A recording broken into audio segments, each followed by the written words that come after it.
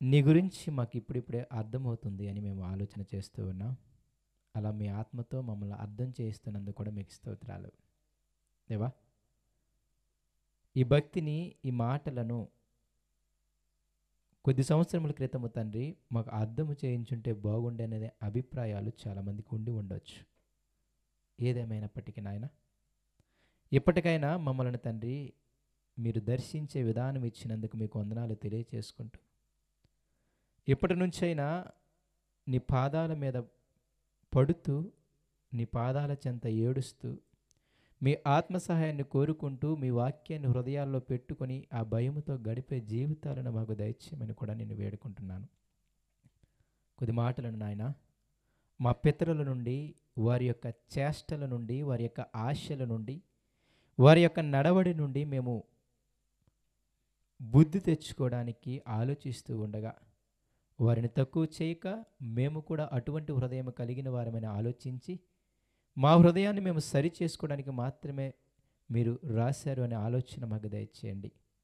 జాగ్రత్తగా చెప్పటానికి అయ్యా, ఎక్కడ ఇజ్రాయేలును తక్కువ చేయకుండా, మమ్మల్ని మేము నీతిమంతులుగా కనుపరచకుండా చెప్పటానికి మీ ఆత్మ సహాయాన్ని నాకు దయచేయండి. వింటున్న వారి హృదయాల్లో కూడా మీ ఆత్మ నుంచి మేము ఇజ్రాయేలు కంటే నీతిమంతులమనే దౌర్భాగ్యమైన స్థితిని, అటువంటి ఆలోచన నుండి కిందన్న వారిలో తీసివేయండి. దేవా, మీరే తండ్రి నాయన, ఏ హృదయముతో వినాలో ఆ హృదయాన్ని మా అందరికీ దయచేయమని, ఏ విధంగా చెప్పాలని మీరు ఆశపడుతున్నారో ఆ విధంగా చెప్పటానికి మీ సహాయాన్ని నాకును దయచేయమని యేసు నామములో ప్రార్థన అడుగుతున్నాము తండ్రి, ఆమేన్. మనము కీర్తనల గ్రంథము 78వ అధ్యాయాన్ని మనము ధ్యానం చేసుకుంటూ ఉన్నాం. అయితే ఆ ధ్యానం చేసుకున్న సమయంలో కొంచెం ఎవరైనా గత వారం రాని వాళ్ళు ఉంటే దయచేసి కొంచెము యూట్యూబ్లోకి వెళ్ళి ఆ మాటలు కూడా వినడానికి ప్రయత్నం చేయండి. అంటే నేనేదో గొప్పగా చెప్పటానికి చెబుతున్నానని చెప్పి మిమ్మల్ని వినమండం నా ఉద్దేశం కాదు, కానీ కొంచెము దానికి కనెక్టెడ్ వేలో ఇది అంటే సగంలో ఆపేశాము కాబట్టి అందు నిమిత్తం మాత్రమే వినమంటున్నాను. ఖాళీ ఉన్నవాళ్ళు దయచేసి వినడానికి ప్రయత్నం చేయండి. అయితే గత వారము మనం మాట్లాడుకున్నది ఏంటి అంటే, ఆసాపు అనే వ్యక్తి ఇదిగో పితరుల గురించి, వాళ్ళందరి గురించి చెప్పటానికి ఆయన పూనుకున్నాడు. వాళ్ళందరికీ దేవుడు ధర్మశాస్త్రం ఇచ్చాడంట, వాళ్ళందరికీ దేవుడు న్యాయవిధులను ఇచ్చాడంట, వాళ్ళందరికీ దేవుడు ఆజ్ఞలను ఇచ్చాడంట. కానీ వాళ్ళందరూ ఏమైపోయారంటే మరిచిపోయారు అంట. అర్థమవుతుందా? ఆ మాటలు మనం 78వ అధ్యాయం ప్రారంభ వచనాల్లో చదివాం. మీ పితరులకి ధర్మశాస్త్రం ఇవ్వబడింది, మీ పితరులకు ఆజ్ఞలు ఇవ్వబడ్డాయి, ఇచ్చి ఇదిగో మీ తల్లిదండ్రులకు మీ పిల్లలకి వాటిని నేర్పించండి అని ఆజ్ఞాపించాడంట దేవుడు.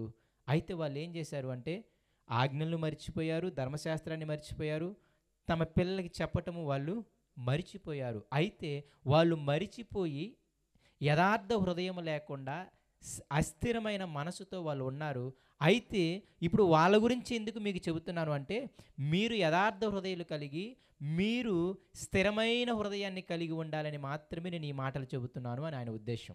నేను మళ్ళీ చెబుతున్నాను, ఎందుకు ఈ మాటలు చెబుతున్నాడు అంటే ఆయన, మనము వారిలాగా యథార్థత లేకుండా, అంటే న్యాయం లేకుండా, వారిలాగా స్థిరంగా దేవుని మీద ఆనుకొనకుండా విగ్రహాలకు తట్టుకో లేకపోతే వేరే వాటి తట్టుకో ఆశ్రయదుర్గముగా వెళ్ళిపోయారు. వాళ్ళు దేవుణ్ణి ఆశ్రయదుర్గంగా మర్చిపోయి వేరే వాటిని ఆశ్రయదుర్గంగా చేసుకున్నారు. మార్గం మధ్యలో వాళ్ళు ఇదిగో దూడను చేసుకొని, ఇదిగో ఇది మమ్మల్ని ఐగుప్తు నుండి నడిపించిన దైవత్వము దేవుడు అని చెప్పి వాళ్ళు ఆశ్రయదుర్గాన్ని దేవుని దగ్గర నుండి దూడ వైపుకు మార్చివేశారు. తర్వాత ఆ విధంగా వాళ్ళు ఆశ్రయదుర్గాన్ని మార్చివేశారు. మీరు అలా మార్చివేయకుండా ఈయన ఎడలే స్థిరమైన హృదయముతో మీరు ఆయన అంటు పెట్టుకుని ఉండాలి అన్న ఒక్క కారణముతో ఆయన ఈ మాటలను ఆ యొక్క జనాంగానికి చెబుతున్నాడు. ఈ మాటను మాత్రం మీరు మర్చిపోమాకండి. ఇజ్రాయేలులను తక్కువ చేయడానికి కాదు, వాళ్ళకంటే మనం నీతిమంతులమని ఫీల్ అవటానికి ఆ మాటలు చెప్పట్లేదు. ఈ మాటలు చదువుతున్నప్పుడు మీరు ఇజ్రాయేలును తక్కువ అనిగా చూసి అనిపిస్తుంది. ఎందుకంటున్నానంటే వాళ్ళలాగా మనమేమి దేవుణ్ణి మార్చాం, అవునా కాదా? అంతేనే కదా. వాళ్ళు విగ్రహాలను చేసుకున్నారు, బలిపీఠాలు కట్టించారు, చాలా వాటిని పూజించారు. కాబట్టి మొట్టమొదటి నేను చదివినప్పుడు అయ్యో మనం అంత విగ్రహాలకి వెళ్ళి మనం ఏం మొక్కమే, అంతేనే కదా! అంత భయంకరమైన పాపం మనము చెయ్యమనే ఆలోచన మనలో వస్తది కానీ, కానీ అప్పుడు పరిస్థితులకు విగ్రహాలు, ఇప్పుడు పరిస్థితులకు విగ్రహాలు మారిపోయాయి. ధనమనేది విగ్రహము, శరీర ఆశలనేవి విగ్రహము, ఇదిగో కుమారులనేది విగ్రహము, కుమార్తె అనేది విగ్రహము, భర్త అనేది విగ్రహము, భార్య అనేది విగ్రహము. నేనేమంటున్నాను అంటే అప్పుడు విగ్రహాలు మారాయి, ఇప్పుడు విగ్రహాలు మారాయి. కానీ అందరము చేసేది ఒకటే. కాబట్టి నేను ప్రత్యేకంగా దేవుని విడిచిపెట్టి వేరే దేవతకి దేవునికి మొక్కటం లేదు కదా అని మీ హృదయాల్లో రానియమాకండి. ఇజ్రాయేల్లో అయితే అటువంటి పాపం చేశారు కానీ నేను అటువంటి పాపం చేయనని మీరు అనమాకండి. ఎందుకంటే మనము ఈనాడు మనం వేరే ఆశలని, వేరే విగ్రహాలని మనం పూజించాం.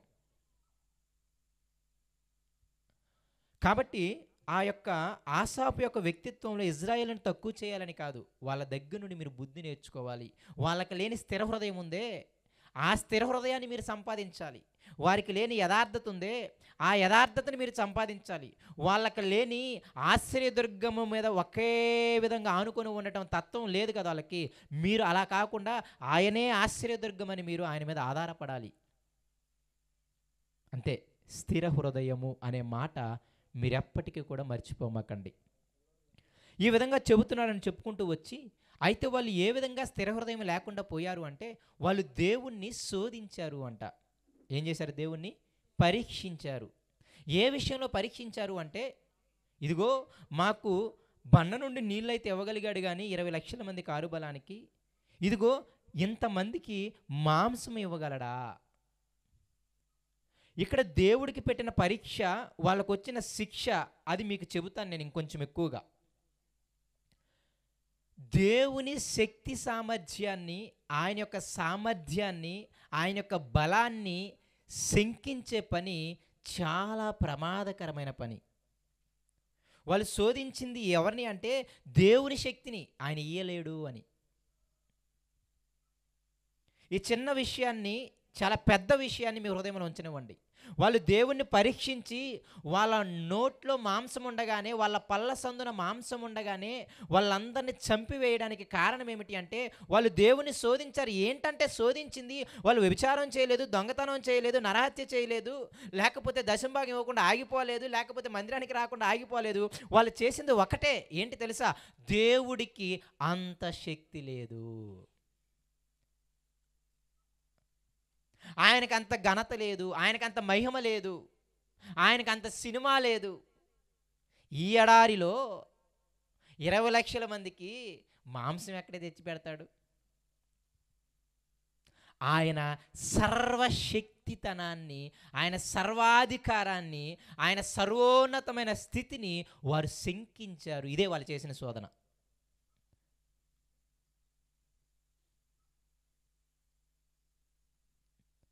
దేవుని శక్తిని శంకించడం అనేది చాలా చాలా ప్రమాదకరమైన స్థితి. ఎందుకు నేను ఈ మాట చెబుతున్నాను అంటే, దేవుని మహిమను దొంగిలించటం కానీ, దేవుని మహిమని డౌట్ పడటం కానీ చాలా డేంజర్ అనమాట.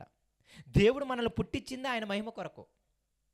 అందుకే మీరు కొత్త నిబంధన అపోస్తుల కార్యాలు చదువుతున్నప్పుడు, హేరోదు రాజు ప్రసంగం చేసినప్పుడు కింద వాళ్ళందరూ అమ్మో ఇది మానవ స్వరము కాదు దైవస్వరమే అని చెప్పినప్పుడు ఆయన అయ్యయ్యో ఇది నా మాటలు కాదులే, దేవుని మాటలే, నేను మీలాంటి మనిషినే. పేతురు గారు అన్నారు కదా, కొన్నేళ్ళు వచ్చి మీద పడంగానే కాళ్ళ మీద, ఎందుకు మా కాళ్ళ మీద పడుతున్నా, నేను కూడా మీలాంటి మనిషినే అన్నాడు కదా. ఆ స్వభావం లేకుండా కాళ్ళ మీద పడితే ఆ పెట్టు దండము నేను దేవుణ్ణి అని ఏం చేశాడు తెలుసా? ఆ హేరోదు రాజు గర్వించాడు. దేవుని ఘనతని ఆయన దొంగిలించాడు. అక్కడికక్కడే పురుగులు పట్టి దేవుడు చంపేశాడు. ఆయన మహిమని దొంగిలించే స్థితిని కానీ, ఆయన సామర్థ్యాన్ని, ఆయన బలాన్ని తక్కువ చేసే స్థితి కానీ ఆయన అస్సలు ఓర్చుకోడు. ఎందుకు ఓర్చుకోడు అంటే అది తగినదే. ఆకాశము, భూమి, సముద్రము, అసలు ఈ నక్షత్రాలు, ఈ సూర్యుని చూస్తున్నప్పుడు అంత శక్తి కలిగిన వాడిని శక్తి లేనివాడు అంటే ఎవడు ఊరుకుంటాడు చెప్పండి? ఆయన ఇస్తున్న గాలి చేత బ్రతకబడుతున్నాము, ఆయన ఇచ్చిన నీటి ద్వారా బ్రతకబడుతున్నాము, ఆయన ఇచ్చిన ఆహారం ద్వారా బ్రతకబడుతున్నాము. అన్నీ ఆయనే. జీవానికి అధిపతి ఆయన, జీవాధిపతి అంటాడు ఆయన్ని. అవునా కదా? ఈ భూమి మీద జీవించే ఏ జీవైతే ఉందో అది పక్షి కానీ, మృగాలు కానీ, మనుషులు కానీ, వీళ్ళందరిలో జీవం ఉందని అంటున్నామే. ఈ జీవానికి అధిపతి ఎవరంటే ఆయన. అటువంటి జీవాధిపతిని కేవలం నోటి మాట ద్వారా ఇదిగో లేని వాటిని ఉన్న వాటిగా పిలిస్తే వచ్చేసినాయి అంట. అప్పటిదాకా సింహం లేదు, సింహము కలుగుగాక అంటే సింహం వచ్చేసింది. అప్పటిదాకా జీవులు లేవు, ఇదిగో పక్షి కలుగుగాక అంటే పక్షులు వచ్చేసాయి. అప్పటిదాకా సముద్రం లేదు, సముద్రము కలుగుగాక అంటే సముద్రం వచ్చేసింది. అప్పుడు దాకా భూమి లేదు, ఇదిగో భూమి కలుగుగాకంటే భూమి వచ్చేసింది. అప్పుడు దాకా సూర్యుడు లేడు, ఇదిగో సూర్యుడు కలుగుగాకంటే ఏంటి, కేవలం నోటి మాట ద్వారా ఇంత సృష్టిని ఇంత జీవాన్ని చేసిన వాడు ఆయన. నీవు నేను నోటి మాటతో మాట్లాడితే ఏమన్నా అయిద్దా? 1 లీటర్ వాటర్ అంటే లీటర్ ఏమన్నా అవుతాయా? వాటరు అవుతాయి ఏమన్నా? ఆల్రెడీ బ్రతికున్న కుక్కను పిలిచినా సరిగ్గా రాదు, మనం ఆల్రెడీ బ్రతికున్న కోడిని పిలిచినా సరిగ్గా రాదు మన దగ్గరికి, ఆల్రెడీ బ్రతికున్న మేకలను గొర్రెలను పిలిచినా సరిగ్గా రావు మన దగ్గరికి. ఇక లేని వాటిని ఉన్న వాటిగా పిలిచేంత శక్తి ఎక్కడిది మనకి? నేను ఎందుకు ఇదంతా చెబుతున్నానంటే నాకు ఆశ్చర్యం అనిపించింది. వాళ్ళు శోధించి వ్యభిచారం ఏం చేయలేదు, దొంగతనం చేయలేదు, నరహత్య చేయలేదు, ఏం చేయలేదు. వాళ్ళు ఏంటంటే నీకు అంత శక్తి ఉందా? బండ నుండి అయితే నీళ్ళు ఇవ్వగలిగావు, కానీ 20 లక్షల మందికి పైగా ఈ ఎడారిలో ఇది అసాధ్యం. మీకు అందుకే మళ్ళీ చెబుతున్నాను, ఈ మాటను ఎప్పుడు మర్చిపోమాకండి. ప్రతికూల పరిస్థితులను అనుకూల పరిస్థితులు చేయగలిగిన దేవుడు మన దేవుడు. అసాధ్యమైన వాటిని సుసాధ్యము చేయగలిగిన వాడు మన దేవుడు. అంటే ఇంకా అది జరగదు, అది ప్రతికూల పరిస్థితులు ఇంకెన్నైనా అవ్వదంతే, ఇక అది అసాధ్యం అని అనుకున్న సమయంలో సాధ్యము చేయగలిగిన వాడు దేవుడు. ఈ నామాన్ని ఎప్పుడు మర్చిపోమాకండి. వాళ్ళు శంకించింది ఆ నామాన్నే. దేవుడు ఇది అసాధ్యము అని అనుకున్నారు వాళ్ళు, కానీ దేవుడికి అసాధ్యమైంది కూడా సుసాధ్యం చేయగలడు. ఆయనకి ఏమీ అసాధ్యమైందంటూ ఏది లేదు అని మనం అన్నాం కదా ఇందాక. యోధా స్తుతిగోత్ర విషయంలో ఏమన్నాం? అసాధ్యమైంది ఏది లేదు, అసాధ్యమైంది ఏది లేదు, అసాధ్యమైంది ఏది లేదు. అంటే మనము పాడుతున్న పాటలు కానీ, మనం మాట్లాడుతున్న మాటలు కానీ, ఆ మాటల యొక్క తీవ్రత చాలా గొప్పది. అందుకే మిమ్మల్ని ఆరాధన చేసేటప్పుడు నేను సౌండ్ కూడా చేయమని చెప్పను, మీరు మాటలు ఆలకించాలి, ఆ పాటల్లో ఉన్న భావాన్ని ఆలకించాలి, దాన్ని బట్టి మీ హృదయంలో దేవుని స్తుతించాలి. అందుకే ఆరాధన సమయంలో మ్యూజిక్ కానీ చప్పట్లు కానీ కొట్టకపోవడం మంచిది అనిపిస్తుంది నా ఉద్దేశం ప్రకారం, అంతే. కొట్టితే తప్పని నా ఉద్దేశం కాదు. ఎందుకంటే వాటి ద్వారా మీరు ఆ మాటల్లో ఉన్న అర్థాన్ని మీరు మర్చిపోతారు. అందుకే మీ హృదయాలలో చక్కగా ఆ నామాల్ని, ఆ అర్థాలని మీరు పట్టించుకోవాలి. ఎందుకు నేను ఇంత నొక్కి ఇంతలానే చెబుతున్నాను అంటే, వాళ్ళు శంకించింది ఆయన సర్వశక్తిని.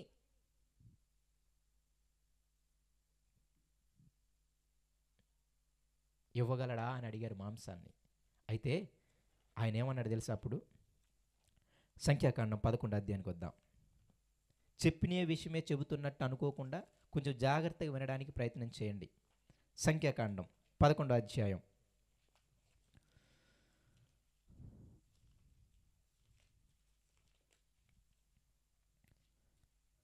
4వ వచనం. వారి మధ్యనున్న మిశ్రిత జనము మాంసాపేక్ష అధికముగా కనపరచగా ఇజ్రాయేలీలను మరలా ఏడ్చి, మాకెవరు మాంసం పెట్టుదురు? ఐగుప్తులో మేము ఉచితముగా తినిన చేపలను, కీరకాయలను, దోసకాయలను, కోరాకులను, ఉల్లిపాయలను, తెల్లగడ్డలను జ్ఞాపకం వచ్చుచున్నవి. ఇప్పుడు మా ప్రాణం అవి తినలేకుండా సొమ్మసిల్లెను. ఈ మన్నా కాక మా కన్నులు ఎదుట మరేమీ లేదని చెప్పుకొనిరి. అసలు మాంసపు ఆశ పుట్టింది ఎవరికంటే తెలుసా? మిశ్రిత జనము. ఈ విషయాన్ని కూడా ఆలోచించడానికి ప్రయత్నం చేయండి. మిశ్రిత జనం. ఇంతకీ ఆ కోరిక నాకు తెలిసి ఇజ్రాయేలుకు పుట్టలేదు. ఇజ్రాయేలు ఐగుప్తు దేశం నుండి వచ్చినప్పుడు వాళ్ళతో పాటు అనేకులైన వేరే జాతి వాళ్ళు వచ్చారు. ఈ మాట ఇక్కడ నుంచి మీరు కావాలంటే నిర్గమాకాండం 12వ అధ్యాయము 38వ వచనం చదవండి. ఆనాడు ఐగుప్తు దేశం నుండి ఇక్కడ చెయ్యి ఉంచి ఒకసారి అక్కడికి వెళ్ళండి. నిర్గమాకాండం 12వ అధ్యాయము 38వ వచనము మీకు అర్థమవుతుంది ఒక మాట.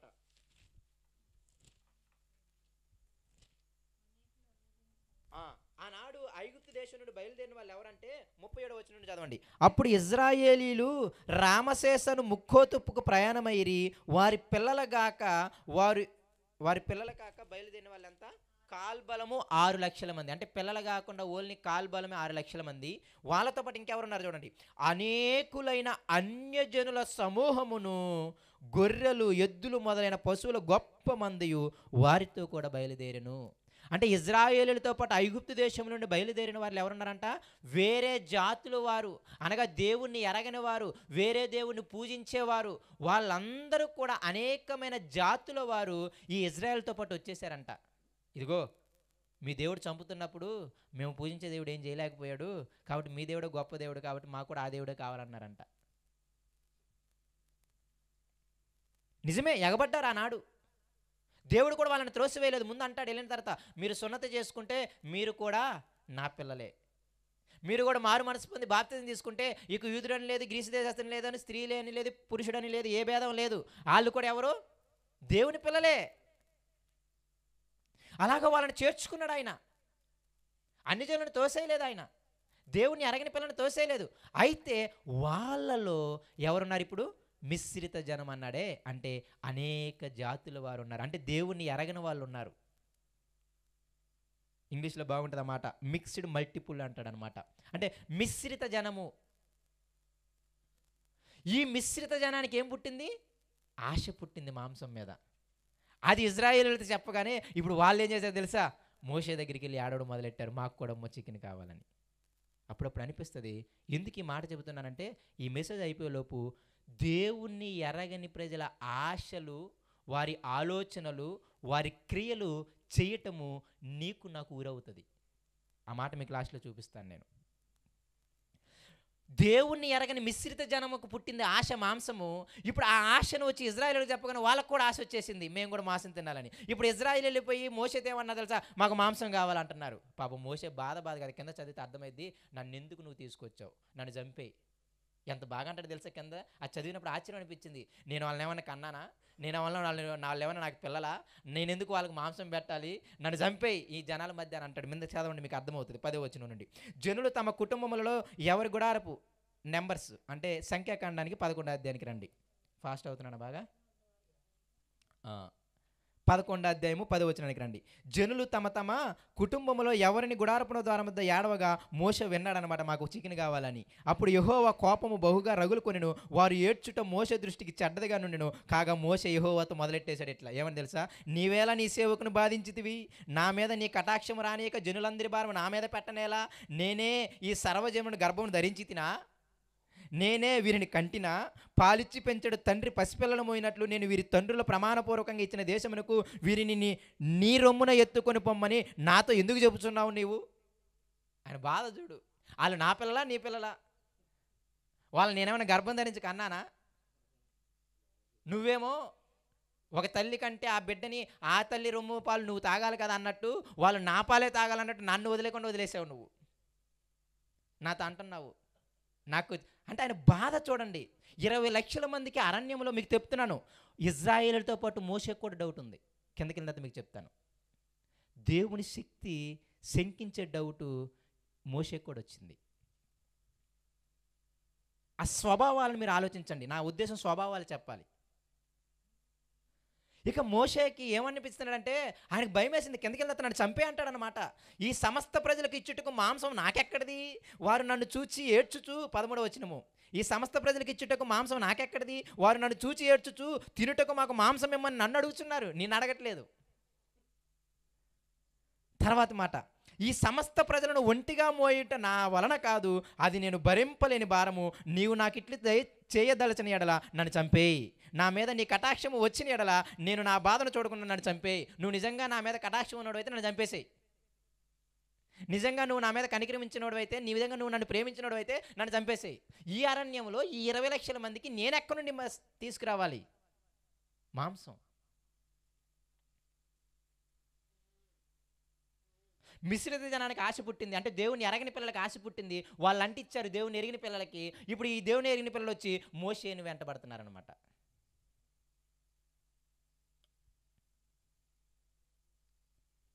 ఆ మోషే నిజంగా ఏం నా పరిస్థితి, నేను వల్ల కదా నన్ను చంపే అంటే, అప్పుడు దేవుడు కనిపించి ఏమంటాడు తెలుసా? సరే వాళ్ళు మాంసం అడుగుతున్నారు కదా, ఏం చేస్తానో చూడండి.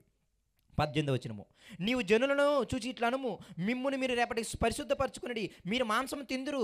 యెహోవా వినునట్లు ఏడ్చి మాకెవరు మాంసం పెట్టుదురు, ఐగుప్తులో మాకు బాగుగానే జరిగినదని మీరు చెప్పుకుంటారు కనుక యెహోవా మీకు మాంసం ఇచ్చును, మీరు తిందురు. 1 దినము కాదు, 2 దినములు కాదు, 5 దినములు కాదు, 10 దినములు కాదు, 20 దినములు కాదు, 1 నెల దినముల వరకు, అనగా అది మీ నాసికారంధ్రములో నుండి వచ్చి మీకు అసహ్యము పుట్టు వరకు దాన్ని తిందురు. ఇక మోసే నన్ను చంపే అంటే ఇప్పుడు మోసేతో యెహోవా చెప్తున్నాడు, నువ్వేం బాధపడ మాకు, నీ వెళ్ళి ఏం చేస్తావు తెలుసా, వాళ్ళు మాంసం అడిగారు కదా, దేవుడు 1 రోజు కాదు, 2 రోజులు కాదు, 3 రోజులు కాదు, 10 రోజులు కాదు, ఎన్ని రోజులు ఇస్తాడన్నాడు తెలుసా, నెల రోజులు మీకు మాంసం పెడతాను, అది తిని మీకు ఆ వాసన చిరాకు పుట్టేంత వరకు కూడా మీరు మాంసం ఇస్తాను నేను అన్నాడు అనమాట. మళ్ళీ మోసేకి ఇప్పుడు ఇంకొంచెం భయం వేసింది. నువ్వు ఏదో పెద్ద దాని ఏమంటే తెలుసా, కోపంలో ఏదో ఇచ్చేసావులే ఆజ్ఞ, వీళ్ళకి ఇప్పుడు ఎన్ని పొట్టేలు కావాలి, ఎన్ని మేకలు కావాలని కింద లెక్కలేస్తాడు చూడండి. ఆయన ఏమంటాడు చూడండి పాపం, 21 అందుకు మోషే, ఈ జనుల మధ్య నేనున్నా, నువ్వు లేవు. వారు 6 లక్షల పాదచారులు, వారు నెల దినములు తినటకు వారికి మాంసం ఇచ్చేదని నువ్వు మాత్రం చెప్పేశావు. వారు తృప్తిగా తినట్లు వారి నిమిత్తము గొర్రెలను పశువులను చంపవలనా, వారు తృప్తిగా తిన్నట్లు సముద్రపు చేపలన్నీ వారి నిమిత్తము కూర్చవలనా అనెను. నీదేముంది, నువ్వు నాతో చెప్పేశావు, ఇప్పుడు నేను వెళ్ళి వాళ్ళకి చెప్పాలి. 20 లక్షల మంది తినాలంటే ఎన్ని గొర్రెలు కావాలి, ఎన్ని మేకలు కావాలి, పైగా నువ్వు 1 రోజు 2 రోజులు ఇచ్చేసి వదిలేస్తావు అనుకుంటే 4 రోజులు ఇస్తానని మళ్ళీ తీర్మానాలు తీసావు. మోషే బాధ ఇదంతా. నిజంగా మోషే కూడా మనిషే, మోషే కూడా మనిషే. ఇవన్నీ చదువుతున్నప్పుడు మనుషుల స్వభావాలు మీరు ఆలోచించండి. మోషే నిజంగా అంటున్నాడు, నీదేం పోయింది, వాళ్ళు అడిగింది మాంసం కావాలన్నాడు, 1 రోజు 2 రోజులు ఇచ్చి మానేయొచ్చుగా, నువ్వేమో నెల రోజులు ఇస్తానని చెప్పావు అని అనేసరికి మోషే కూడా ఏమంటాడు తెలుసా, వాళ్ళకి ఎన్ని చేపలు కావాలి, సముద్రంలో చేపలు కావాలి, వాళ్ళకి ఎన్ని మేకలు కావాలి, ఎన్ని గొర్రెలు కావాలి, చాలా కావాలి అని ఆయన కూడా ఏమంటాడు తెలుసా, 6 లక్షల మంది ఉన్నారు, ఓన్లీ పాదాచారులే, అంటే ఓన్లీ సైనికులు, వాళ్ళు ఓన్లీ యవనస్తులు, వాళ్ళే తింటారు చాలా, 6 లక్షల మంది అని మోషేకి కూడా డౌట్ ఉంది ఆయన శక్తి మీద. నిజమే, అరణ్యం అంతేనే కదా. ఇప్పుడు ఒకవేళ ఇలా ఊర్లో ఉన్నాం అనుకోండి, 6 లక్షల మందికి భోజనాలు పెట్టాలనుకోండి, ఏం పోయింది, విజయవాడ నుండి, హైదరాబాద్ నుండి, రాజమండ్రి నుండి మొత్తం మేకలు కావాలంటే దండంతా తీసుకొచ్చేసి 6 లక్షల మందికి పెట్టేయగలవు నువ్వు, అవునా కదా. కానీ వాళ్ళు ఉన్నది ఎక్కడ, ఎడారుల్లో, అక్కడెవరున్నారు, జనాలు లేరు. మరి ఎక్కడి నుండి వస్తుంది 6 లక్షల మందికి 20 లక్షల మందికి చికెను? ఆయన డౌట్ పడంలో సందేహమేం లేదు, ఆయన భయపడంలో సందేహమేం లేదు. అప్పుడు యెహోవా ఏమన్నాడు చూడండి, 23 అందుకు యెహోవా మోషేతో ఇట్లా, నేను యెహోవా బాహుబలం ఏమన్నా తక్కువైనదా, మోషేతో అంటున్నాడు, నేనేమన్నా తక్కువ బలం కలిగిన ఉన్నా, ఇజ్రాయేలులు చేసిన పాపం ఆయన శక్తిని శంకించటం. ఈ విషయం మీరు ఎప్పుడు మైండ్లో పెట్టుకోండి. నువ్వేదైనా చేయగలవంతే, గుడ్డిగా నమ్మేసి గుడ్డిగా ప్రార్థించి సైలెంట్గా పడుకోవడమే మన పని. ఆ స్థితి అందుకే అంటున్నాడు, మోషేతో ఏమన్నాడు తెలుసా, నాకు బాహుబలం ఏమైనా తక్కువైందా అని చెప్పి కింద ఏమన్నాడు తెలుసా, నా మాట మీ ఎడల నెరవేరును లేదో ఇప్పుడు చూసేది అన్నాడు. అంతే.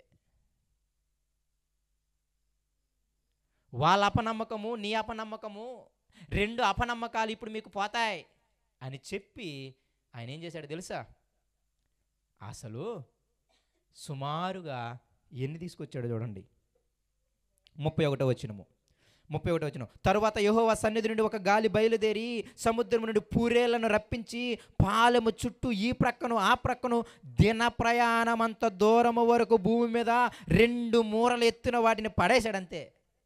ఒక మనిషి 24 గంటలు ఎంత దూరం నడవగలరు చెప్పండి? ఒక మనిషి దినం అంటే ఒక రోజు 24 గంటలు ఎంత దూరం నడవగలరు చెప్పండి? ఒక 20 కిలోమీటర్లు వేసుకోండి. 20 కిలోమీటర్ల పొడవున 2 మూరల ఎత్తున పూరేడులు పెట్టబడి ఉన్నాయన్నమాట. అది దాని అర్థం. 2 మూరల ఎత్తు అంటే సుమారు ఇంత ఎత్తు, అవునా? ఇంత ఎత్తున 20 కిలోమీటర్ల పొడవున వాళ్ళ పాలెము చుట్టూ ఏం చేశాడు తెలుసా, పూరేడు పెట్టెలు పడేశాడు అంతే. అదే మోసేదే చెప్పాడు, నా బాహు ఏమైనా తక్కువైందా, నా బలం ఏమైనా తక్కువైందా, నువ్వు నిల్చొని చూడంతే. నువ్వు నిల్చొని చూడంతే. ఇందాక మన 78 అధ్యాయం చదివినప్పుడు చూసాం కదా, ఆకాశపు తూములెత్తి దక్షిణపు గాలిని ఓ తూర్పు గాలిని తీసుకొచ్చి వాళ్ళ దగ్గర ఏం చేశాడు? పడేశాడు. అదే ఈ సందర్భం. అలా 30 రోజులు తింటున్నారంట వాళ్ళు. తింటా ఈ 30వ రోజు పల్లసందులో ఇంకా 30వ రోజు కూడా తింటున్నారు వాళ్ళు. 30వ రోజు కూడా ఏం తింటున్నాడు? చికెన్ తింటున్నారనమాట. అంత పూరేడి పెట్టెలు తీసుకొచ్చాడు. 20 కిలోమీటర్ల పొడవున 2 మూరలు ఎత్తున పూరేడి పెట్టెలు పడి ఉన్నాయంట.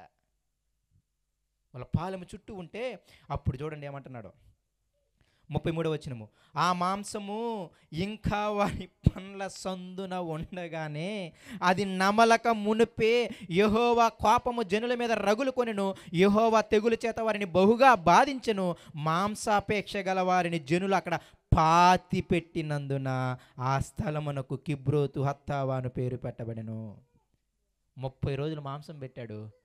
30వ రోజు ఇంకా మాంసం తింటూ పళ్ళు సందుల్లో ఉండగానే వాళ్ళందరినీ చంపేశాడు. మొత్తాన్ని పాతి పెట్టేసి బయలుదేరిపోయారు. ఇప్పుడు 78 అధ్యాయం చదివింది మీకు గుర్తు రావాలి. వాళ్ళు తింటుండగానే వాళ్ళందరూ ఏమైపోయారు? నశించిపోయారు అని రాయబడింది అక్కడ.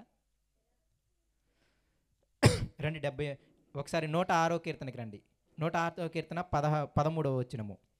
106వ కీర్తన 13వ వచనము. మీరు తర్వాత 78వ కీర్తన 106వ కీర్తన 2 చదువుకోనండి. ఆ 2 ఒకే సందర్భాలు. నేనైతే 106వ కీర్తనలో కొన్ని విషయాలు చెప్తాను రండి. 13వ వచనము చదవండి అక్క. అయినను వారు ఆయన కార్యములు మర్చిపోయారు. ఇంతకీ ఏమైనా తెలుసా? అసలు ఈ వచనం అంతా ఏం చెప్తాడు తెలుసా? పైన ఏం కార్యాలు జరిగినాయి చూడండి. పైన కార్యాలు ఏం జరిగాయి?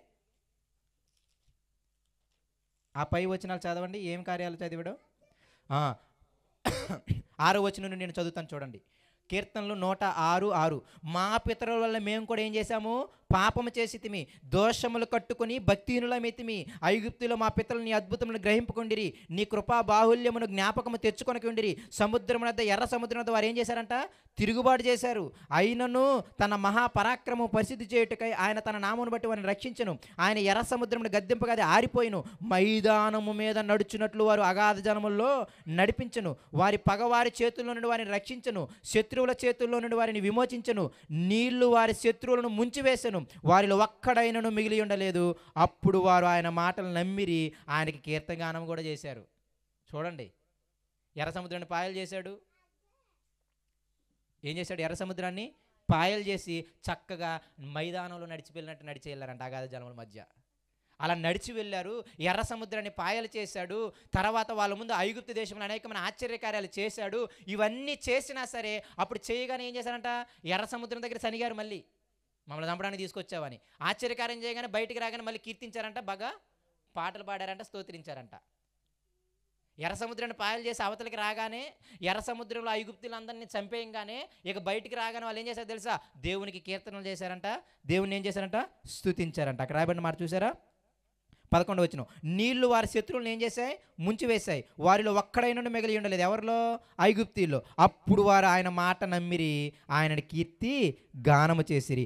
అయినను వారు ఆయన కార్యములను వెంటనే మరిచిపోయిరి, ఆయన ఆలోచన కొరకు కనిపెట్టకపోయిరి. అరణ్యములో వారు బహుగా ఆశించిరి, ఎడారిలో వారు శోధించిరి దేవుణ్ణి. వారు కోరినది ఆయన వారికిచ్చెను, అయినను వారి ప్రాణములకు ఆయన క్షీణత కలుగజేసెను. ఈ మాట జ్ఞాపకం పెట్టుకోండి.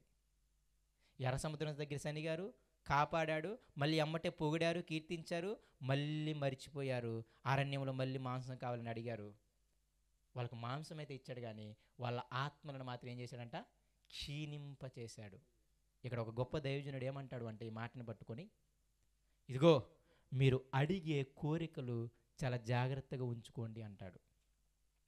వాళ్ళు మాంసం అడిగారు, దేవుడు ఇచ్చాడు, కానీ అందరిని చంపేశాడు. ఈనాడు మనం కూడా కొన్ని కోరికలు, మనకి ఇష్టం వచ్చిన కోరికలు అడగొచ్చు, దేవుడు ఇవ్వచ్చు. ఆయన శక్తిని శంకించేసి ఇవ్వగలడా, ఇవ్వలేడా, ఇదిగో నాకు ఒక ఇల్లు ఇవ్వగలడా లేదా చూద్దాం దేవుడు, నాకు ఒక ధనం, ఒక ఉద్యోగం ఇవ్వగలడా లేదా దేవుడు చూద్దాం అని మీరు పరీక్షించారనుకోండి, శోధించారనుకోండి, ఆయన ఉద్యోగం ఇస్తాడంట. కానీ విషయం ఏంటంటే, మీ ఆత్మీయతలో మీరు క్షీణించిపోతారంట. అప్పట్లాగా చంపకపోవచ్చు, కానీ మీ భక్తి అనగారిపోద్దంట. అర్థమవుతుందా? మీరు ఇల్లు అడిగితే ఇల్లు ఇస్తాడు, కానీ ఆ ఇల్లు ఇచ్చిన తర్వాత మీ భక్తి జీవితం ఉందే అది క్షీణించిపోద్దంట. మీకు 2 ఉదాహరణలు చెబుతాను ఈ మాటకి అర్థమవడానికి. ఒక దేవుని పిల్లలుగా ఉన్న మనందరం ఉన్నాం. ఇదిగో ఒక అబ్బాయి ఒక అన్యురాలైన అమ్మాయిని ప్రేమించాడు అనుకుందాం, లేకపోతే ఒక అమ్మాయి అన్యురాలైన అబ్బాయిని ప్రేమించాడు అనుకుందాం. చిన్నప్పటి నుండి భక్తిలో ఎదిగిన అమ్మాయి, చిన్నప్పటి నుండి భక్తిలో ఎదిగిన అబ్బాయి, వాళ్ళు ఇప్పుడు ఏదో అందమును బట్టో లేకపోతే చదువును బట్టో ఏదో మాటలను బట్టో దేవుని ఎరగని బిడ్డల్ని వాళ్ళు ప్రేమించారనుకుందాం. ఇప్పుడు దేవుడేమన్నా వాళ్ళని పెళ్లి చేసుకుంటామంటే వాళ్ళు సంఘాన్ని ఎదిరించినా, పెద్దల్ని ఎదిరించినా, తల్లిదండ్రులు ఎదిరించినా వాళ్ళు పెళ్లి చేసుకుంటే దేవుడేమన్నా ఆపుతాడా? ఆపుతాడా? నాకు తెలుసు వాళ్ళు ప్రార్థించుండొచ్చు కూడా. ఏమని ప్రార్థిస్తారు తెలుసా? దేవా నాకు ఆ అబ్బాయి నువ్వు, దేవా నాకు ఆ అమ్మాయి నువ్వు, నేను ఆ అబ్బాయిని మార్చుకుంటాను, ఆ అమ్మాయిని మార్చుకుంటాను, నాకు ఏదేమైనా అదే ఇవ్వు అని అడిగే విశ్వాసులైన దేవునిలో ఎదిగిన పిల్లలు చాలామంది ఉన్నారు. కానీ చేసుకున్న తర్వాత వాళ్ళ భక్తి జీవితాలు హరించి వేయబడిన జీవితాలు ఇన్ని చూడొచ్చు మనం. అవునా కదా? వాళ్ళు అడిగింది ఇచ్చాడు, అబ్బాయినో అమ్మాయినో, కానీ వారి ఆత్మీయ స్థితి ఏమైపోయిందంటే క్షీణించిపోయింది. చాలామంది వాక్యము నుండి, భక్తి నుండి, ఆత్మీయత నుండి నశించిపోయిన కుటుంబాలను మీరు చాలామంది ఉదాహరణలుగా మీరు చూడొచ్చు. ఒకానొక అమ్మాయి అలాగ మ్యారేజ్ చేసుకున్నప్పుడు నాకు తెలిసిన వాళ్ళల్లో అబ్బాయి ముందేమన్నాడంటే, సరే నేను చర్చికి పంపిస్తాను, నేను రానులే కానీ నేను చర్చికి పంపిస్తాను, ఏమి ఇబ్బంది పెట్టను అన్నాడంట. తర్వాత పెళ్లి చేసుకున్న తర్వాత, ఇదిగో నువ్వు పూజ చేయకపోతే నేను ఇంట్లో నుండి తోలేస్తాను అన్నాడంట. ఇప్పుడు అమ్మాయి వచ్చి ఏడుస్తుంది అనమాట మా చెల్లి దగ్గర. దేవునిలో సండే స్కూల్ నడిపించిన స్థితి, పిల్లలకి నడిపించిన స్థితి, పిల్లలకి బుద్ధులు నేర్పించిన స్థితి, పిల్లలకు దేవుని గురించి నేర్పించిన స్థితి. ఇదిగో నీ ఆశను బట్టి, నీ కోరికను బట్టి, ఇదిగో దేవుని ఎరగని అబ్బాయిని చూసి నువ్వు కోరుకున్నావే, దేవుడేం ఆపలేదు. ఆపాడేమన్నా? మళ్ళీ చెబుతున్నా, ఆపడు. దేవుడు మనకి స్వతంత్రం ఇచ్చాడు. ఆ స్వతంత్రం ఇచ్చాడు కాబట్టి వీళ్ళు మాంసం అడిగారు. మాంసం అడగగానే ఒక నలుగురిని వేసేసాడు అనుకోండి, అప్పుడు మళ్ళీ అడిగేవాళ్ళు కాదు. అంతేనా కాదా? దేవుడు స్వతంత్రం ఇచ్చాడు కాబట్టి దాన్ని మనము మన ఇష్టం వచ్చినట్టు ఆశలని దేవుణ్ణి అడిగితే రేపు నష్టపోయేది నీ ఆత్మీయ జీవితము, నా ఆత్మీయ జీవితము. ఈనాడు మీరు ఎంతమంది జీవితాలు వినట్లేదు చెప్పండి? అంతకుముందు నేను దేవునిలో బాగా ఎదిగానండి, అంతకుముందు దేవునిలో బాగుండేవాడిని, ఈవెన్ నేను వాక్యము చెప్పే స్థితి, వాక్యాన్ని ప్రకటించే స్థితి, చాలా గట్టిగా బైబిల్ చదివే స్థితి, చాలా చక్కగా సంఘములో ఎదిగే స్థితి అని చెప్పి, ఇదిగో ఇలా వివాహం చేసుకున్న తర్వాత నా స్థితి ఇలా అయిపోయింది, ఇలా నేను చేసిన తర్వాత నా స్థితి ఇలా అయిపోయింది. అనేక మంది ఇల్లు కట్టిన తర్వాత వాళ్ళ భక్తి జీవితం హరించిపోయిన వాళ్ళు ఉన్నారు. అవునా కదా? దేవుడు మాకు చూపించాడనో లేకపోతే ఆ దర్శనము దేవుడిదో అవునో కాదో పరీక్షించక, ఇదిగో మాకు దేవుడు ఇల్లు ఇస్తున్నాడు, అందరు ఇస్తున్నారు కదా అని చెప్పి 6 లక్షలు 7 లక్షలు పెట్టి ఇల్లు కట్టడము. ఇంతకుముందు చక్కగా మందిరానికి వచ్చేది, ఇంతకుముందు బైబిల్ చదివేది, చక్కగా ప్రేయర్ చేసేది, చక్కగా సువార్తకి వెళ్ళేది, చక్కగా సహవాసములు ఉండేది. ఇప్పుడు ఆ అప్పులు తీర్చుకోవడానికి ఏమైపోతారు? ఉద్యోగాల బారిన పడతారు అంతే. సంఘం ఉండదు, సహవాసం ఉండదు. ఇవి మనకి చాలా ఈజీగా అనిపించవచ్చు, కానీ మనకు అర్థం కాని విషయం ఏంటి తెలుసా? మనమేమో నాకు దేవుడు ఇచ్చేసాడు అడగగానని చెప్పి మనం ఆయన్ని స్తుతిస్తున్నాం, కానీ మనకు అర్థం కాని విషయం ఏంటంటే, ఇదిగో అది దేవుడికి ఇష్టం కాంది అని మాత్రం గ్రహించలేక మన ఆత్మీయ స్థితిని, ఆత్మలో క్షీణతని మనం పొందుకుంటున్నామంట.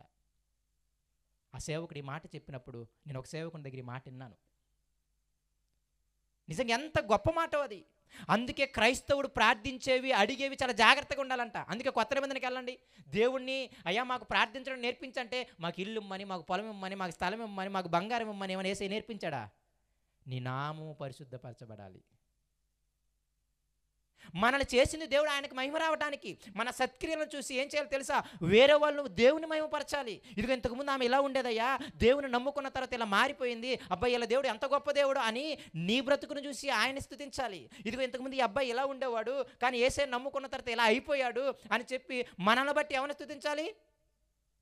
అదే కదా ఆయన అన్నమాట, యేసయ్య మాట, మొట్టమొదటి ప్రసంగంలో ఆయన చెప్పిన మాట, మీ సత్క్రియలను చూసి పరలోకమందున్న దేవుని వాళ్ళు ఏం చేయాలంట? మహిమపరచాలి. అందుకే ప్రార్థనలో చూడండి, దేవా నీ చిత్త ప్రకారము అంటాడు. పౌలు గారి ప్రార్థనలు, వీళ్ళందరి ప్రార్థనలు చూడండి, నీ చిత్త ప్రకారం ప్రార్థించడం మాకు నేర్పించు, నీ చిత్త ప్రకారం ప్రార్థించడం మాకు నేర్పించని పౌలు బుర్రలే కానలేదు.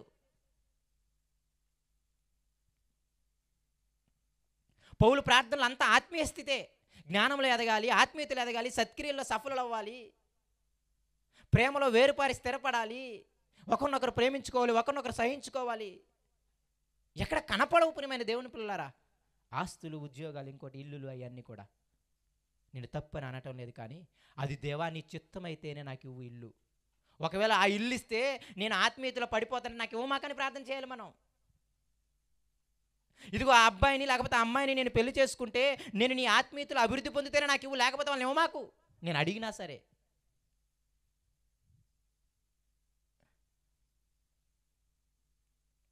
ఇదిగో పలానా ధనం ఉందే, ఆ ధనమును నేను అడుగుతున్నాను, నాకు కావాలి, అది ఇస్తే ఒకవేళ నా ఆత్మీయతలో నేను పడిపోతాను అనుకుంటే అసలు అది ఇవ్వమాకు. ఈ శ్రమలతో నేను ఇలాగ నడిపించేస్తా. నేను మళ్ళీ చెబుతున్నాను, చనిపోవడం కంటే దౌర్భాగ్యమైన స్థితి ఆత్మీయతలో పడిపోవటం. చనిపోతే ఏం పోయింది? మోషేను కూడా చంపేశాడు, కానీ చక్కగా పరలోకం ఇచ్చాడు. సంసోను కూడా చంపేశాడు, కానీ చక్కగా పరలోకం ఇచ్చాడు. సొలొమోను కూడా చంపేశాడు, కానీ చక్కగా పరలోకం ఇచ్చాడు. ఆత్మీయత పోతే ఎక్కడికి పోతాం మనం చెప్పండి? పాపాన్ని అంటించుకొని భూమి మీద చచ్చిపోతే రేపు పరలోకానికి వెళ్తాం మనం. సంసోను దలీలా దగ్గర పడిపోయాడు అంటాము, కానీ ఆయన చక్కగా పరలోకం వెళ్ళిపోయాడు లాస్ట్లో. నేను అంటాను, అప్పుడప్పుడు చచ్చిపోవడమే మేలు ఆత్మీయతలు పడిపోవడం కంటే కూడా. ఆత్మీయ స్థితిని కోల్పోవడం కంటే కూడా చచ్చిపోవడమే మేలు మనకి. అందుకే నేను మళ్ళీ చెబుతున్నాను, దేవుణ్ణి అడిగే స్థితుల్లో దేవా ఇది నాకు ఇస్తే నా ఆత్మీయులు అభివృద్ధి పడతాననుకుంటేనే నాకు ఇవ్వు, లేకపోతే నాకు ఇవ్వ మాకు. ఈ కష్టమో, నష్టమో, బాధో, శ్రమో, ఇబ్బంది ఏదైనా నేను పడతాను అంతే. అదే దాని అర్థం. కరువైనా, ఖడ్గమైన, హింసైనా, బాధ అయినా యేసయ్యను నేను ఎడబాపునా అని పౌలు గారు అన్నారే, దాని అర్థం ఏంటో తెలుసా? బాహ్య పురుషుడు దినదినము కృషించిపోతున్న అంతరంగ పురుషుడు దినదినం ఏం చేస్తున్నాడంట? అభివృద్ధి పొందుతున్నాడంట. దానికి ఆనందపడుతున్నాడు ఆయన. క్షీణించడం అంటే అది అర్థం. మీకు అర్థం అవడానికి 2 ఉదాహరణలు చెబుతాను. చక్కగా, తృప్తిగా, లావుగా, బొద్దుగా ఉన్నాన్ని మంచిగా ఉన్నోడు అంటాం. వాడు సడన్గా ఒక క్యాన్సర్ రోగం వచ్చిందనుకోండి, వాడు అయిపోయే స్థితిని మీరు చూసారా? ఆ కీమోథెరపీలు పెట్టి జుట్టు రాలిపోయి సన్నగా అయిపోయి, దాన్ని క్షీణించడం అంటారు. ఒక మంచి పుష్టిగా ఉన్న వ్యక్తి ఒక HIV ఎయిడ్స్ వ్యాధి వచ్చినప్పుడు వాడు చనిపోయే స్థితికి వచ్చేలోపు సన్నగా బక్కపలచగా అయిపోయి ఉంటాడే, దాన్ని క్షీణించడం అంటారు. ఆ మాట ఇక్కడ చెప్పింది ఆయన. కష్టాల్లో, నష్టాల్లో ఉన్న, ఇబ్బందుల్లో ఉన్న కూటికి సస్తామా, లేకపోతే నీతిమంతులుగా ఉన్న మనల్ని ఏమైనా దేవుడు విడిచిపెడతానని ఏమైనా చెప్పాడా? నీ శ్రమల్లో నుండి నేను విడిచిపెట్టనని ఏమన్నా మనకేమైనా చెప్పాడా? నీకు శ్రమలు కలుగుతాయి, కానీ అన్నిటి నుండి నేను విడిపిస్తానన్నాడు నీతిమంతుల్ని. నీతిమంతుల పిల్లలు భిక్షమెత్తు కూడా నేను చూడలేదన్నాడు. నీతిమంతులకి ఎప్పుడు నేను తోడుగా ఉంటానన్నాడు. ఇన్ని వాగ్దానాలు ఇచ్చిన తర్వాత కూడా మన సొంత ఆశ, నేను మళ్ళీ చెబుతున్నాను, ఆనాడు దేవుని ఎరగని పిల్లల ఆశ, మాంసం కోరిక, ఆ కోరికని ఇజ్రాయేలు పుచ్చుకొని జీవితాంతం, నిజంగా నేను అప్పుడప్పుడు అనిపిస్తుంది అనమాట, పాతిపెట్టి వెళ్ళిపోయారన్నారా? ఆ పాతిపెట్టిన వాళ్ళ భర్త ఉండొచ్చు, ఆయన సొంత భార్య ఉండొచ్చు, సొంత పిల్లలు ఉండొచ్చు, కుటుంబంలో అందరు విశ్వాసులు ఉండిపోవచ్చు కదా, ఒకడన్న విశ్వాసం ఉండొచ్చు. ఇప్పుడు మాంసం అడిగిన వాళ్ళు కుటుంబంలో ఇంకొక ఇద్దరన్న ఉండొచ్చు, భార్య మంచి విశ్వాసాలు అయి ఉండొచ్చు, కుమారుడు భర్త మాంసం గురించి ఏడ్చి ఉండొచ్చు. అప్పుడు వాళ్ళిద్దరిని చంపేశాడా? అప్పుడు ఈ విశ్వాసి బాధ ఎలా ఉంటుంది? వాళ్ళని పాతిపెట్టి వీళ్ళు బయలుదేరారు. నేను ఎందుకు ఈ మాటలు అంటున్నానంటే, దేవుణ్ణి ఎరగని ప్రజల యొక్క స్థితి మనకు మంచిది కాదు. అందుకే 106వ కీర్తన మీకు చూడండి, మంచి మాట చెప్తాను మీకు. అక్కడ 106వ కీర్తన 34వ వచనము, యెహోవా వారికి ఆజ్ఞాపించినట్లు వారు అన్యజనులను నాశనం చేయకపోయి. వాళ్ళకి ముందే చెప్పాడు, ఇదిగో మీరు వెళ్ళే ఊరిలో అన్యజనుల్ని నాశనం చేసి, వాళ్ళ యొక్క దేవతా విగ్రహాలను పడగొట్టి, వాళ్ళ బలిపీఠాలను నాశనం చేసి, వాళ్ళ విగ్రహాలను పగలగొట్టి మీరేం చేయాలి తెలుసా? వాటిని తగలబెట్టాలి. ఎందుకు అంటే రేపు మళ్ళీ మీరు వాళ్ళ చేష్టలతో మీరు కలవకుండా ఉండడానికి అంటాడనమాట. మీరు ఇజ్రాయేలు చరిత్ర అంతా చదవండి. మీరు కనాను దేశానికి వెళుతున్నప్పుడు ఆ దేశంలో ఉన్న జనాలు ఉంటారే, వాళ్ళని మీరు పూర్తిగా సంహరించాలి. వాళ్ళ దేవతా విగ్రహాలు ఉంటాయి, వాళ్ళ బలిపీఠాలు ఉంటాయి, వాటన్నిటిని పలగొట్టాలి, విగ్రహాలని పగలగొట్టాలి, వాటన్నిటిని కాల్చివేయాలి. వాటి దాఖలాలు ఉండకూడదు. ఎందుకు తెలుసా? వాళ్ళు మిమ్మల్ని ప్రేరేపిస్తారు వాళ్ళ దేవతలకు మొక్కడానికి, వాళ్ళ చేష్టలు చేయటానికి. అయితే వాళ్ళు ఏం చేయలేదని తెలుసా? వాళ్ళని పూర్తిగా నాశనం చేయలేదంట. వాళ్ళని పూర్తిగా నాశనం చేయలేదంట. చేయకుండా ఏం చేశారు తెలుసా? 34 యెహోవా వారికి ఆజ్ఞాపించినట్లు వారు అన్యులను నాశనం చేయకపోయిరి, అన్యజనులతో సహవాసము చేసి వారి క్రియలు నేర్చుకొనిరి, వారి విగ్రహములకు పూజ చేసిరి, అవి వారికి ఉరి ఆయను. అది దేవుని ఎరగని ప్రజలతో సహవాసము చేసి వారి క్రియలు నేర్చుకున్నారు. వాడి త్రాగుడితనాన్ని నేర్చుకున్నారు, వాడి వ్యభిచారం తనాన్ని నేర్చుకున్నారు, వాడి దొంగతనపు ఆలోచనలు నేర్చుకున్నాడు, వాడి నోట వచ్చే బూతులను నేర్చుకున్నాడు, వాళ్ళ క్రియలు నేర్చుకున్నారు వీళ్ళు. వాటితో పాటు వాడి దేవతలకి కింద చదివితే అర్థమవుతుంది, వాళ్ళ దేవతలకి కుమార్తెలకు బలిచ్చారంట. వాళ్ళు ఇజ్రాయేల్ కూడా ఏమైనా తెలుసా, వాళ్ళ కుమార్తెను కూడా బలి ఇవ్వడం స్టార్ట్ చేశారంట. కింద చదవండి ఎంత దారుణంగా ఉంటుందో. నిరపరాధర ఇదిగో 37 మరియు వారు తమ కుమార్తెలను దెయ్యములకు బలిగా అర్పించారు. నిరపరాధ రక్తం అనగా తన కుమారుల రక్తము తన కుమార్తెల రక్తం ఒలికించారు. కనాను దేశపు వారి బొమ్మలకు వారిని బలిగా అర్పించారు. ఆ రక్తం వల్ల దేశం అపవిత్రమాయను. తమ క్రియల వలన వారు అపవిత్రులైరి, తమ నడవడలు వ్యభిచరించిన వారైరి.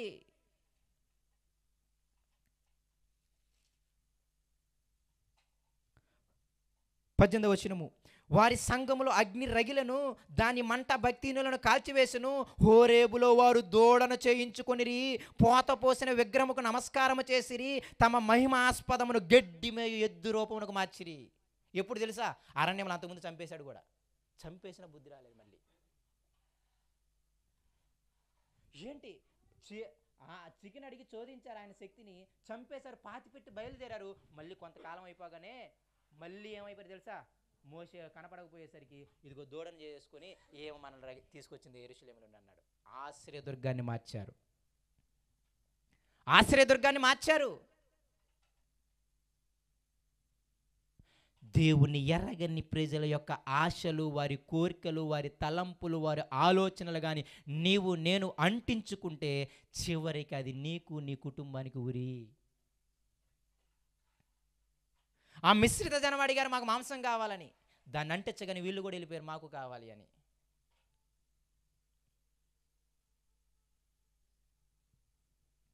చాలా నష్టము ప్రియమైన దేవుని పిల్లలు, చాలా నష్టం. దేవుణ్ణి ఎరగని ప్రజలతో సహవాసం చేయొద్దంటే దాని అర్థం ఏంటంటే వాళ్ళతో మాట్లాడొద్దని కాదు, వారి క్రియలు వారు చేశారు అందుకు వాళ్ళని శిక్షించాడు, అవునా కదా? వాళ్ళతో సహవాసం చేసినందుకు కాదు ఆయన శిక్షించింది, వారి క్రియలు నేర్చుకున్నందుకు శిక్షించాడు. వారి పిల్లలను బలిచ్చారు, వీళ్ళు బలిచ్చేశారు. చాలా దారుణమైన స్థితి. మనిషి హృదయాన్ని మీరు ఆలోచించండి, ఏంటి ఎంత భయంకరంగా ఉంటుందా? అప్పుడప్పుడు అనిపిస్తుంది నాకు, మనము శ్రమల్లో ఇబ్బందుల్లో మనం చేసిన భక్తి వేరు, మనము శ్రమల్లో ఇబ్బందుల్లో మనము చదివిన బైబిల్ వేరు, మనము శ్రమల్లో ఇబ్బందుల్లో మనం వెళ్ళిన మందిరాలు వేరు, మనము శ్రమల్లో ఇబ్బందుల్లో మనము దేవుని వెతికిన విధానం వేరు. శ్రమలు తీరంగానే, బాధలు తీరంగానే స్లోగా చప్పబడిపోయిన జీవితాలు నా జీవితంలో ఉంటాయి, మీ జీవితంలో ఉంటాయి. మీ ఇంట్లో ఒక శ్రమని, ఒక వేదనని, ఒక రోగాన్ని పెట్టినప్పుడు మీరు దేవుణ్ణి అడిగిన విధానం, అప్పుడు ప్రార్థించిన విధానం వేరు, అప్పుడు దేవుని వాక్యాన్ని చదివిన విధానం వేరు, అప్పుడు దేవుని సన్నిధానానికి వచ్చిన విధానం వేరు, అప్పుడు దేవుని సువార్త కూడికలకి వెళ్ళిన విధానం వేరు. శ్రమ తీరంగానే, అన్ని బాగు అవ్వగానే మళ్ళీ ఏమైపోతుంది తెలుసా, అయిపోతాం. వాళ్ళు ఏం చేశారంటే తెలుసా, సముద్రం దాటంగానే మాత్రం స్తుతించేశారు, కీర్తించేశారు. ఇంకొక మాట కూడా మీకు చూపిస్తాను చూడండి. 78 అధ్యాయానికి రండి. 78 అధ్యాయం 30 వారి ఆశ తీరక మునిపే ఆహారం ఇంకా వారి నోళ్ళలో నుండగానే దేవుని కోపం వారి మీద దిగను, వారిలో బలిసిన వారిని ఆయన చంపేశాడు, ఇజ్రాయేల్లో యవనులను కూల్చేశాడు. ఇంత జరిగినను వారు ఇంకనూ పాపము చేయొచ్చు. అమ్మో, భయం వేసేస్తుంది. ఇంత జరిగినా ఒక గుంపు ఇంకా పాపం చేస్తుందంట, అయితే ఇంకొక గుంపు ఉందంట పాపం మానేశారంట. ఇప్పుడు బ్రతికున్న వారిలో ఉన్నారు కదా, పాతి పెట్టారా, ఇప్పుడు బ్రతికున్న వారు ఉన్నారా, వీళ్ళలో మళ్ళీ 2 గుంపులు ఉన్నాయి. ఒక గుంపేమో పర్లేదులని పాపం చేస్తున్నారంట, ఇంకొక గుంపేమో భయపడిపోయి ఏం చేశారంట తెలుసా, పాపం చేయడం మానేశారంట. చూడండి ఎలా ఉంటుందో. 34 వారిని ఆయన సంహరించినప్పుడు వారు ఏం చేశారంట, ఆయన వెతికిరంట, వారు తిరిగి హృదయపూర్వకంగా దేవుని బతిమాలుకున్నారంట. ఒక గుంపేమో ఇంకా పాపం చేస్తుందంట, కొందరు వ్యక్తులు మాత్రం దేవునికి భయపడిపోయి అమ్మో నా భర్తను పోగొట్టుకున్నాను, నా భార్యను పోగొట్టుకున్నాను, నా పిల్లలను పోగొట్టుకున్నాను, దేవుని శోధించినందుకు ఇప్పటికైనా నేను పాపం చేయకుండా ఉంటానని చెప్పి ఇప్పుడు హృదయపూర్వకంగా దేవుని తట్టి తిరిగారంట కొందరు. అర్థమవుతుందా? కొందరు ఏం చేశారు, హృదయము తట్టు దేవుని వెతికారంట. హృదయపూర్వకముగా, ఈ మాట బాగా గుర్తుపెట్టుకోండి, హృదయపూర్వకముగా దేవుని వెతికారు. తర్వాత మాట చూడండి, అప్పుడేమన్నా తెలుసా, ఇక దేవుడు తమకు ఆశ్రయదుర్గమని, మహోన్నతుడైన దేవుడు తమకు విమోచకుడు అని వారు జ్ఞాపకం చేసుకోండి. ఇప్పుడు వచ్చేసరి మళ్ళీ మా ఆశ్రయదుర్గం నువ్వే, మా ఆశ్రయదుర్గం నువ్వే అని చెప్పి హృదయపూర్వకంగా దేవుని దగ్గరికి వచ్చేసారంట. అయితే విచిత్రం చూడండి కింద, అయినను, ఈ మాట చాలా భయంకరమైన మాట, అయినను వారి హృదయము ఆయన ఎడల స్థిరముగా నుండలేదు, ఆయన నిబంధనను వారు నమ్మకముగా గైకొనలేదు, నోటి మాటతో వారు ఆయన ముఖస్థుతి చేసిరి, తమ నాలుకలతో ఆయన యొద్ద బొంకిరి. హృదయం ఎంత దారుణమైనదా! ఇజ్రాయేలును తక్కువ చేయమాకండి, వాళ్ళ హృదయ స్థితిని జ్ఞాపకం పెట్టుకోండి. ఇది చదివినప్పుడు మన హృదయ స్థితి కూడా అదే.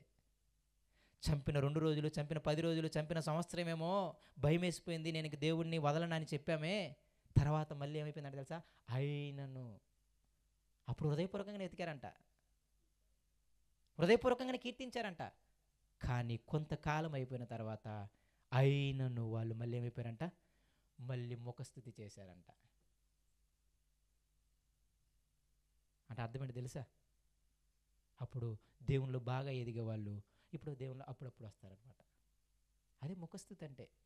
శ్రమ వేదన ఉన్నప్పుడు దేవుని వాక్యాన్ని చదివే విధానం వేరు, దేవుని కోసం పరిగెత్తే విధానం వేరు, దేవునికి ప్రార్థించే విధానం వేరు. అన్ని పనులు కట్టుకొనైనా దేవుని దగ్గర కూర్చుంటాం, త్వరగా పనులు చేసుకొనైనా దేవునికి సమయాన్ని కేటాయిస్తాం. కానీ వన్స్ ఆ ప్రాబ్లం తీరిన తర్వాత మళ్ళీ ఏమైపోద్ది తెలుసా, ఇదంతా మన అనుభవాలే. అది ఇజ్రాయెల్లో ఒక్కడే కాదు, ఇజ్రాయెల్ మర్చిపోండి, ఆ హృదయ స్థితి మనదే, నాదే, నీదే. ఎన్ని మారులు ఇలా చేశాము దేవా, ఎన్ని మారులు నిన్ను దుఃఖపెట్టాం ప్రభువా, అయినా ముఖస్థుతి చేస్తే ఇప్పుడు దేవుడు ఏమన్నా చెప్పండి, ఇంకోసారి చంపేద్దామా? ఏం చంపుతాడు చెప్పు? బాధ వేస్తుంది ఆయనకి. తర్వాత ఏమన్నాడు తెలుసా, ఆయనే తన వాత్సల్య పూర్ణుడైపోయి వీళ్ళందరి శరీరంలో ఉన్నవారులే, వీళ్ళందరిని చంపి నేనేం చేసుకోను అని బాధపడి ఆయన తగ్గిపోయాడంట. ఎంత గొప్ప స్థితో!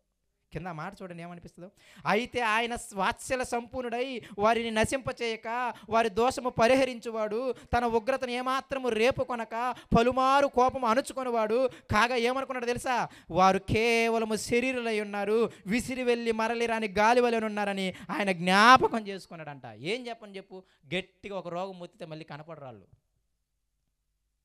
వాళ్ళ జీవితాలు విసిరి వెళ్ళి మళ్ళీ రాని జీవితాలు. ఒకసారి ప్రాణం తీసేసి పాతి పెట్టేస్తే మళ్ళీ భూమి మీదకి వస్తాడు వాడు. చిన్న యాక్సిడెంట్లో పోగొట్టినా లేకపోతే చిన్న వ్యాధితో మొత్తినా వాళ్ళు మళ్ళీ తిరిగి రాగలరా?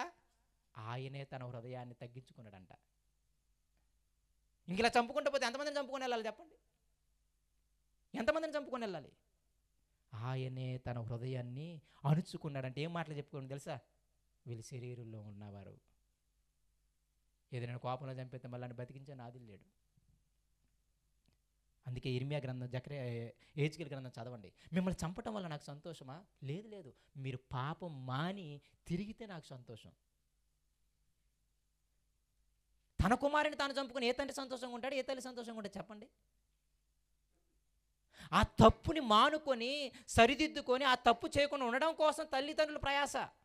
వాళ్ళని శిక్షించినా, గద్దించినా, ఇంట్లో నుండి గెంటేసినా, దూరం పెట్టినా, వాళ్ళకి కావాల్సిన అవసరాలు తీరకపోయిన కారణం ఏంటంటే ఆ పాపపు పని మానేసి వస్తాడని. అంతే తప్ప తల్లిదండ్రులకు ఇంట్లో నుండి తోసేయడం ఇష్టమా? కుమారులకు అన్నం పెట్టకుండా ఆకలితో చంపేయడం ఇష్టమా? దొంగ తల్లిదండ్రులం మనం. మనకే ఎలా ఉంటే పరలోకమందన్న తండ్రి మంచి ఈవుల్ని ఇచ్చేవాడు, ఆయన పిల్లలు ఎలా చంపుకుంటాడు చెప్పండి? ఆయన మనస్సు మనకు అర్థమవ్వాలి. మీరు చంపేవాడు వల్ల నాకు ఆనందం లేదయ్యా, మీ చెడుతనాన్ని మానుకోవడం నాకు ఇష్టం. మీకు చూడండి, ఇదిగో తల్లిదండ్రులకి వ్యతిరేకంగా ఉన్నప్పుడు పిల్లల్ని పాలెం వెలుపులు తీసుకొచ్చి రాళ్ళతో కూడా చంపేమన్నాడా? ఎందుకు చంపేమన్నాడు తెలుసా? అక్కడ క్లియర్గా రాస్తాడు. ఆయన్ని చూసైనా మిగతా యవనస్తులు ఉన్నారే, అమ్మో మా తల్లిదండ్రులకు మేము వ్యతిరేకంగా పడితే మమ్మల్ని కూడా ఇలా చంపుతారు కాబట్టి అని భయపడి వాళ్ళు బాగుపడతారని అలా చేశాడంట. ఇదిగో విశ్రాంతి దినం రోజున కర్రలు ఏరుకోవడానికి పనికి వెళ్ళిందే ఆమెను రాళ్ళతో కూడా చంపేశాడు. ఎందుకు? ప్రతి ఒక్కరిని అలా ఏరుకొని ఇలా చేసి చంపేద్దామని కదా ఆయన ఉద్దేశం. అలా చంపేసిన వాళ్ళు చూసినప్పుడు అమ్మో విశ్రాంతి దినం రోజున పనికి వెళ్ళకూడదు అని మిగతా వాళ్ళందరూ భయపడతారు లేదా, ఇలాగ నన్ను రాళ్ళతో కూడా చంపేస్తారని. శిక్ష కూడా అంత కఠినం ఎందుకంటే అప్పుడే మనకు భయం వేసేది. అననీయ సప్పీరాని ఎందుకు చంపేశాడు చెప్పండి? అది మళ్ళీ అక్కడ సంఘంలో జరగలేదు, కిందకి చాలా క్లియర్గా రాస్తాడు.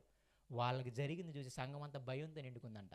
మళ్ళీ ఎప్పుడు పరిశుద్ధాత్మను మోసం చేయడానికి, మళ్ళీ ఎప్పుడు దేవుని ధనాన్ని దొంగిలించడానికి ఎప్పుడు పూనుకోలేదంట వాళ్ళు. అలా చంపడం వెనక ఆయన ఉద్దేశం ఏంటంటే మిగతా వాళ్ళు ఆ పని చేయడానికి భయపడి ఆ పాపం మానేసి చక్కగా ఉంటారు అని. ఆయన అదే అంటున్నాడు. నాకేమైనా ఆనందమా మిమ్మల్ని చంపేసి? ఆయన కోపం తగ్గించుకొని అమ్మో మీరు ఒక్కసారి చంపేస్తే మళ్ళీ రాలేరు మీరు. మన జీవితాలు ఏ పాటి చెప్పండి, విసిరి వెళ్ళి మళ్ళీ రాని జీవితాలు. ఆయన జ్ఞాపకం చేసుకొని ఆయన అణుచుకొని ఆగిపోతున్నాడంట ప్రియమైన దేవుని పిల్లలారా. అయినప్పటికీ వాళ్ళు ఏం చేశారని తెలుసా? కింద మాటలు చదివిన ఎంత బాధ ఉంటాయో. అరణ్యమున 40 వచనము, వారు ఆయన మీద ఎన్ని మారులు తిరగబడి ఎడారి యందు ఆయనను ఎన్ని మారులో దుఃఖపెట్టిరి. ఆ మాట చూడండి, ఎన్ని మారులు తిరగబడ్డారంట, ఎన్ని మారులో దుఃఖపెట్టారంట. తర్వాత మాట, మాటి మాటికి వారు దేవుణ్ణి శోధించిరి, మాటి మాటికి ఇజ్రాయేలు పరిశుద్ధ దేవునికి సంతాపము కలిగించిరి. ఎందుకురా వీళ్ళని చేశానా అని. పాపం వెనక దేవుడు బాధపడతారు ప్రియమైన దేవుని పిల్లరా. ఈ ఆలోచన కూడా జ్ఞాపించండి. చాలామంది పాపం అమ్మో దేవుడు శిక్షిస్తాడని మానేస్తారు. కానీ నేను అంటాను, దానికంటే మంచి మాట, నా పాపాన్ని చూసి నా తండ్రి బాధపడతాడు, అలా అనుకుని మానేయడం చాలా మంచిది. పాపం నా తల్లి నా తండ్రి బాధపడతారు నేను చేస్తే పాపాన్ని బట్టి అని అంటున్నాడు. దేవుడు గుణం ఏంటి తెలుసా? చంపేసేవాడికి దుఃఖం ఎందుకండి? చంపేసేవాడికి దుఃఖం ఎందుకు చెప్పండి? ఆయన స్వభావము మీరు మారాలి అని.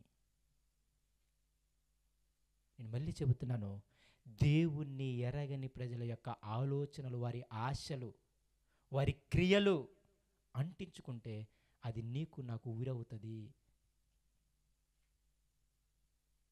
నాకు ఈ అధ్యాయం చదివినంత ఇజ్రాయిల్కి ఆ కోరిక పుట్టలేదేమో, వాళ్ళ కోరిక పుట్టి వీళ్ళని గిల్లితే వీళ్ళ కోరిక పెట్టి నాశనమైంది మాత్రం వీళ్ళు. నేను మళ్ళీ చెబుతున్నా, దేవుణ్ణి ఎరిగిన వాడికి అనేక దెబ్బలు, తెలిసి చేసిన వాడికి అనేక దెబ్బలు, తెలియక చేసిన వాడికి కొన్ని దెబ్బలే.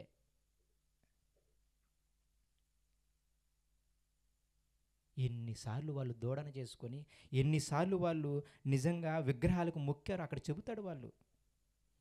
అసలు ఎంత బాధాకరమైన విషయం అంటే అనిపిస్తుంది అనమాట. ఇర్మియా గ్రంథం మొదటి 5 అధ్యాయాలు చదవండి. మీ పాపాలు, మీ దోషాలు మిమ్మల్ని ఎంతగా శిక్షిస్తున్నా సరే వాళ్ళ ముఖం ఎలా ఉందంటే తెలుసా?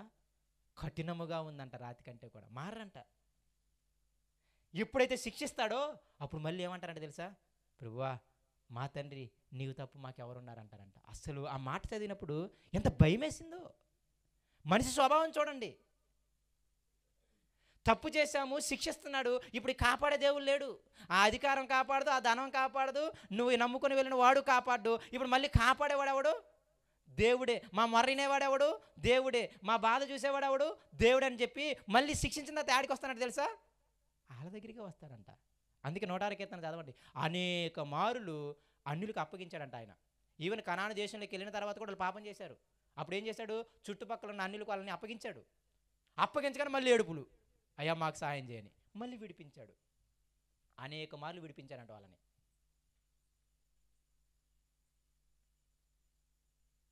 ఆ మాట చదివినప్పుడు అలా ఒక్క మాట చదివి ముగిస్తాను చూడండి. ఇర్మియా గ్రంథము మీరు తర్వాత ఇంటికి వెళ్ళిన చదివితేనే మీకు ఈరోజు ప్రసంగం గుర్తుంటుంది, లేకపోతే మీకు ఏమీ ఉపయోగం ఉండదు అనమాట. ఈసారి ఎప్పుడైనా జాగ్రత్తగా చెప్పడానికి ప్రయత్నం చేస్తా, కానీ ఈ రోజుకి గుర్తుపెట్టుకోవడానికి ప్రయత్నం చేయండి. జనాలు ఎలాంటి వాళ్ళు తెలుసా? 5వ అధ్యాయము 19వ వచనానికి రండి. ఇర్మియా గ్రంథం. వాళ్ళు అడుగుతారంట, అసలు మమ్మల్ని ఎందుకు ఇలా శిక్షిస్తున్నావు అని, మేమేం చేసామని మమ్మల్ని ఇలా బాధ పెడుతున్నామని అడుగుతారంట.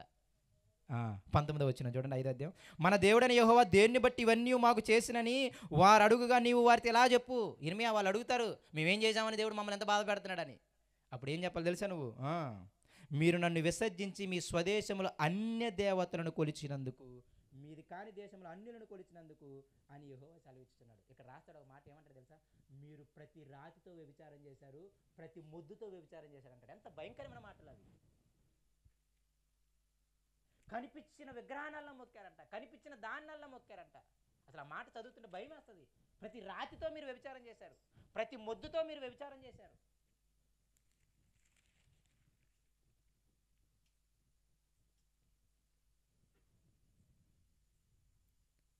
అదే 5వ అధ్యాయము మూడో వచనం చూడండి.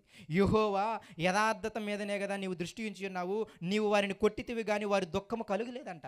వారి క్షీణింపజేసి ఉన్నా సరే వారి శిక్షకు లోబడరంట. రాతి కంటే తమ ముఖములను కఠినముగా చేసుకుని ఉన్నారు, మల్లుటకు మాత్రం సమ్మతించరంట. అసలు ఎంత స్థితినంటే 18వ వచనము 4వ వచనము 4వ అధ్యాయం 18వ వచనం చూడండి ఒక మాట. 4వ అధ్యాయం 18వ వచనము. నీ ప్రవర్తనయు నీ క్రియలను వీటికి నీ మీదకి రప్పించినని నీ చెడుతనమే దీనికి కారణము. పైన చెబుతాడు ఆయన, మీ చెడుతనమే మీ ప్రవర్తనే. మీకు వాన రాకుండా మీకు ఆహారం లేకుండా చేసింది ఎందుకు? మీ చెడుతనము మీ ప్రవర్తన, ఇవన్నీ చేసినవి.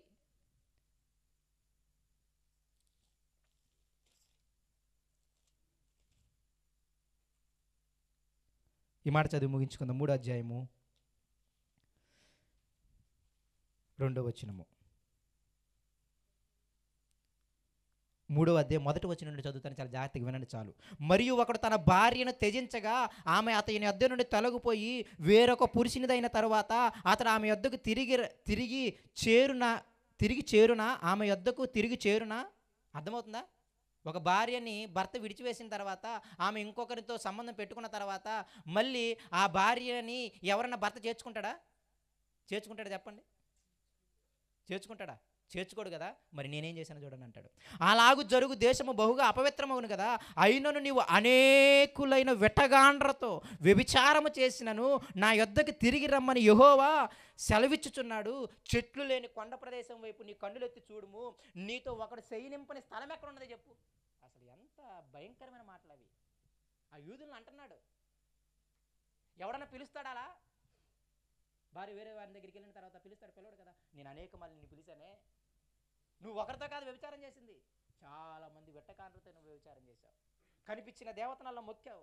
చెట్లు లేని కొండ ప్రదేశం వైపు నీ కన్నులెత్తి చూడుము, నీతో ఒకడు శయనింపని స్థలం ఎక్కడ ఉన్నది? ఎడారి మార్గమున అరాబిదేస్తుడు కాచి ఉండినట్లు నీవు వారి కొరకు త్రావలో కూర్చుండి ఉన్నావు కదా. నీ వ్యభిచారముల చేతను నీ దుష్కార్యముల చేతను నీవు దేశమును అపవిత్రపరుచుతున్నావు. కావున వానలు కురియక మానెను, కడవరి వర్షము లేకపోయి ఉన్నది. అయినను నీకు వ్యభిచార స్త్రీకున్న ధైర్యము కలదంట, నువ్వు సిగ్గుపడవంట. ఆ మాటలు చూసారా పోలికలు? అయినా నీ ధైర్యం ఎంత ధైర్యం అంటే తెలుసా? మన ధైర్యం వ్యభిచార స్త్రీకి ఉన్నంత ధైర్యం అంట. ఆమె ఎలాగ సిగ్గుపడదో మనం కూడా సిగ్గుపడమంట. ఆ మాటలు చదువుతున్నప్పుడు ఏంటి నాయన ఈ మాటలు అనిపిస్తుంది. ఆ పోలికలు బయట వాళ్ళకి చెబితే అనార్థంగా ఉంటాయి అన్నమాట. అవన్నీ అని అంటున్నాడు. నీ ధైర్యం ఎలాంటిది తెలుసా? వ్యభిచార స్త్రీకి ఉన్నంత ధైర్యం నీకు. ఆ స్త్రీలు సిగ్గుపడరు అని చెప్పి తర్వాత ఏమంటే నిన్ను నొక్కేశాడు కదా, అప్పుడు అంటారంట. అప్పుడు ఏమంటారు తెలుసా? వాన కురియట్లేదు, ఏం కురియట్లేదు. అప్పుడు ఏమంటారు చూడండి, అయినను ఇప్పుడు నీవు వచ్చేమంటావు తెలుసా? నా తండ్రి, చిన్నప్పటి నుండి నాకు చెలికాడవు నీవే అని నాకు మొరపెట్టుచుండవా? అసలు చూడండి ఎలా అనిపిస్తుందో చూడండి. ఇన్ని చేసి కూడా ఎవడు ఆదరించకపోయేసరికి మళ్ళీ దేవుని దగ్గరికి వచ్చి మాత్రం ఏమంటున్నారు తెలుసా? నువ్వు నా తండ్రి అయ్యా, నా తండ్రి, చిన్నప్పటి నుండి నాకు చెలిగాడివంట. నా చిన్నప్పుడు నువ్వే కదా నా స్నేహితుడివి. అంతకంటే దారుణమైన వాళ్ళు నీవు నేను అని ఏమంటారంటే తెలుసా? దేవుడినే మళ్ళీ ఇప్పుడు ఏమంటారో చూడండి. ఆయన నిత్యము కోపించునా, నిరంతరము కోపము చూపునా అని నీవు అనుకునినను నీవు చేయదలిసిన దుష్కార్యములు మాత్రం చేయుచునే వచ్చున్నా అంట. అన్నోడివి అప్పుడన్నా మానాలి కదా అని ఆయన ఉద్దేశం. కానీ నిజంగా ప్రియమైన దేవుని పిల్లలు, ఇదంతా చదువుతున్నప్పుడు, ఇదంతా చేస్తున్నప్పుడు మన హృదయం ఎంత అస్థిరమైనదో మనకు అర్థమవ్వాలి. ఎందుకు నాయనా నీకు స్థిర హృదయం కావాలని దేవుడు చెప్పాడు మీకు అర్థమవ్వాలి. ఒకసారి అపోస్తుల కార్యాలయానికి వెళ్ళిన తర్వాత చదవండి. అంత్యోకుల సంఘం ఏర్పరుస్తారు. ఎవరు తెలుసా? అనేక మంది సంఘం. పౌలు బర్నబాలు కాకముందు ఇంకొకరు వాళ్ళు ఆ సంఘాన్ని స్థిరపరిచినప్పుడు, ఇదిగో మేము సంఘం స్థిరపరిచామయ్యా అని చెబితే ఆదిమ సంఘంతో, అప్పుడు బర్నబాను పంపించినప్పుడు బర్నబా వచ్చి అన్న మాట ఏంటి తెలుసా? స్థిర హృదయముతో దేవుని ఎడల ఉండండి అంటాడనమాట. మీరు దేవుని ఎడల ఎలా ఉండాలి? స్థిర హృదయముతో దేవుని హత్తుకొని ఉండండి అని నిశ్చయంగా ఖండితంగా చెప్తాడు ఆయన. సంఘానికి చెప్పిన మాట స్థిర హృదయం. సంఘము కోల్పోయిన స్థితి స్థిర హృదయమే. అప్పుడప్పుడు అనిపించండి దేవుడు బాధపడతాడని, దేవుడు ఏడుస్తాడు అని. ఎలా మళ్ళీ ఆయనకి ఇన్ని పాప పనులు చేసి ఇప్పటికన్నా మారతావని ఎదురు చూస్తుంటే మళ్ళీ నా తండ్రి అంటున్నావు, ఏడుస్తున్నావు, బాధపడుతున్నావు, కానీ పాపం మాత్రం మానట్లేదంట. నిజంగా మనిషి హృదయం నిజంగా చాలా భయంకరమైన హృదయం. ఆ మనిషివి నీవు నేనే, వేరే వాళ్ళు కాదు. దయచేసి చెబుతున్నాను, పాపం చాలా భయంకరమైంది. ఈ భూమి మీద అత్యంత ప్రమాదకరమైనది పాపమే. దయచేసి దేవుణ్ణి కోరే కోరికలు జాగ్రత్తగా ఉంచుకోండి. దేవా, ఇది నేను ఆత్మీయతలో క్షీణించకుండా ఉంటేనే నాకు అది ఇవ్వు, లేకపోతే ఇవ్వ, మాకు అంతే పర్లేదు, అది దీంట్లోనే ఉండి సత్తా, ఇబ్బంది ఏం కాదు. నా కుమారుని గవర్నమెంట్ స్కూల్లో చదువుకుంటే ఇబ్బంది ఏం కాదు, ఏం పోయింది నీకు చెప్పు. పౌలు గారు ఊరకన్నారనుకునేంటి, ఏ స్థితిలో పిలువబడిన వాడు ఆ స్థితిలోనే సంతోషింపవాలని చెప్పాడు ఆయన. నువ్వు పెద్దోళ్ళని చూసి, ధనవంతుల పిల్లలను చూసి వాళ్ళు అక్కడ చదువుకుంటారు, నా పిల్లలు ఎక్కడ ఉంటున్నారు అనుకుంటే దేవుడికి తెలియదా? ఏ స్థితిలో ఉన్నవాడు ఆ స్థితిలో దేవుళ్ళు ఎదుగుతూ ఎలా ఉండగలమో ఆ పరిస్థితుల్లోనే సంతృప్తి పడండి. పులిని చూసి నక్క వాతలు పెట్టుకున్నట్టు నువ్వు నేను చూడాల్సింది ఏంటి తెలుసా? నా భక్తి జీవితం హరించిపోద్ది ఎక్కడైనా. ఇక్కడ చాలామంది డబుల్ డ్యూటీలకు వెళ్ళే వాళ్ళు ఉన్నారు పిల్లల చదువుల కోసం. ఇంతకుముందు దేవుని పనిలో ఎదిగి దేవుని పనిలో చక్కగా సహకారులుగా ఉండి, అవునా కదా, ఇల్లు కొన్నామనో లేకపోతే ఇది చేసుకున్నామని చెప్పేసి ఇప్పుడు డబుల్ డ్యూటీలు చేసి దేవునిలోనికి రాని వాళ్ళు చాలామంది ఉన్నారు. ఇవన్నీ నాకంటే మీకు ఎక్కువ తెలుసు. అది ఆత్మలో క్షీణించిపోవడం అంటే. దేవుని మీద ఆధారపడండి, దేవుని అడగండి, ఉన్న దాంట్లో ఉన్నదే చేసుకోండి. నీ భక్తిని మాత్రం ఎక్కడ కోల్పోకుండా చూసుకోండి. ఏం పట్టుకుపోతాం చెప్పండి? గవర్నమెంట్ స్కూల్లో చదువుకున్న వాళ్ళు చాలామంది లేరా? ఉంటే చదివించండి, ఇబ్బంది ఏం కాదు. నేను అనేది అదే, లేకుండా కష్టపడమాకండి అంటున్నాను. మీ భక్తి జీవితం హరించిపోద్ది, నేను ఎక్కువ లోకం కోసమే కష్టపడాలనుకుంటే కొంచెం ఆగి ఆలోచించండి. అది దేవునిదా దేవునిది కాదా? ప్రార్థించండి, విశ్వాసంతో అడగండి, పరిశుద్ధాత్మ సహాయాన్ని కోరుకోండి, వాక్యంతో సరిచూడండి, ఇది కరెక్టేనా ఇది కాదా అని. దయచేసి ముందడుగులు వేయమాకండి. అన్యుల ఆశలు నీకు ఊరవుతాయి, వాళ్ళ క్రియలు నీకు ఊరవుతాయి. దయచేసి చాలా చాలా భయంతో బాధతో బ్రతకండి దేవుని దగ్గర. జరిగిపోయాయి అంతే. మా హృదయం చాలా భయంకరమైంది ప్రేమ దేవుని పిల్లరా. ఈ మాటలు చదువుతున్నప్పుడు, ఈ మాటలు చెబుతున్నప్పుడు మా హృదయాలను మేము కంట్రోల్ చేసుకోవడం చాలా కష్టం.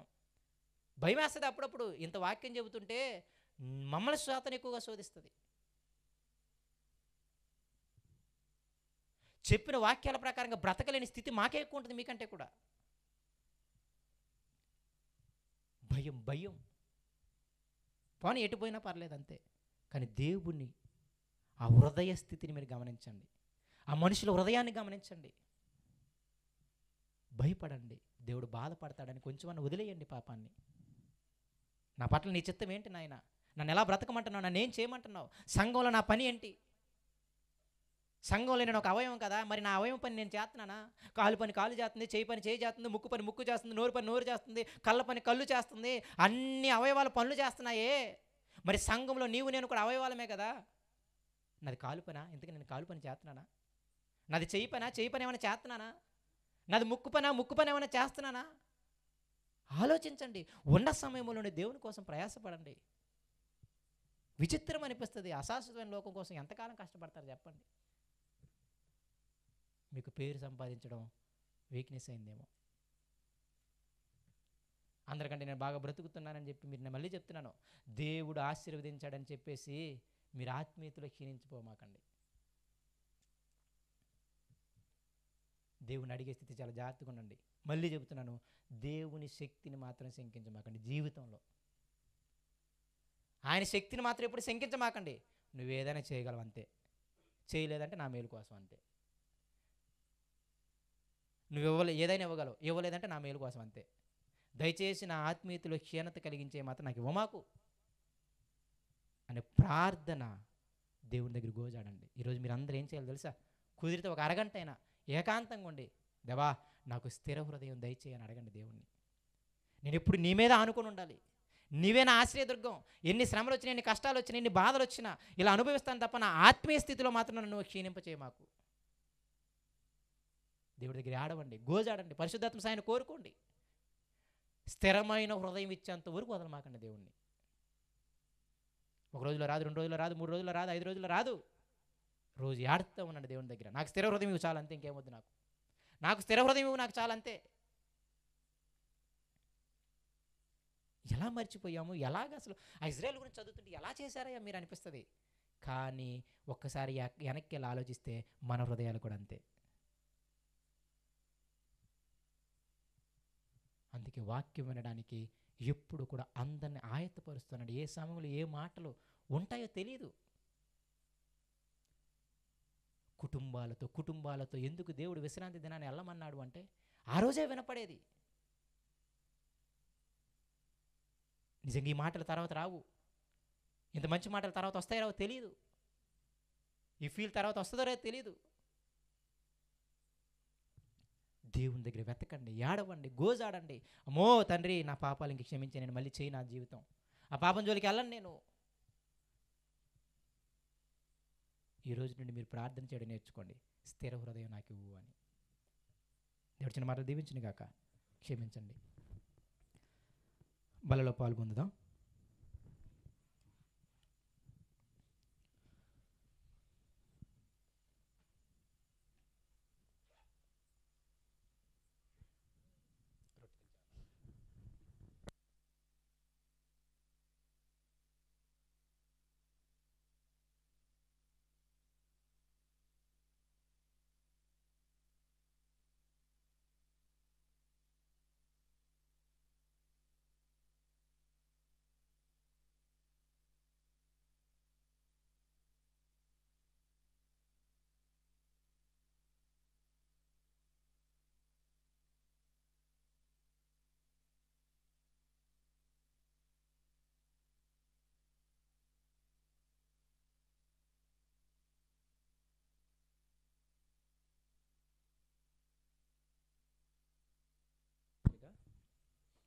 మొదటి పత్రిక 11వ అధ్యాయము